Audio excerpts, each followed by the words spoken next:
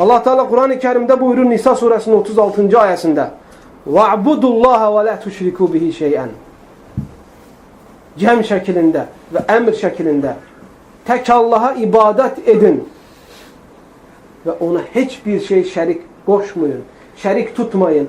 Yani Allah'la beraber tutmayın, ona nispet vermeyin.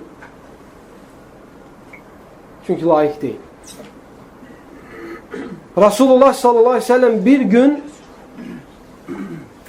sahabelerin hündür sesle dua ettiğini görür. Ya Rabbi diyerek, bağırarak dua ettiklerini görür.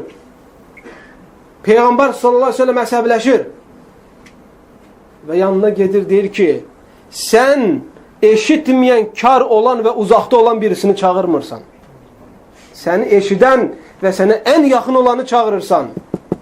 En azından kardeşler bu qəbirlərə, övliyə deyərək qəbirlərə ve gedip pirlərə ibadet eden insanlar bilsin ki o qəbirdə yatan insanla onun arasında en azından mesafe var. Allah çok yakın ona. Yakın olanı, qadir olanı, görəni ve eşidəni qoyub da uzakta olana getməsinlər. Getsələr belə fayda verməyəsidir. Ağıllar çaşıb möhtərəm qardaşlar.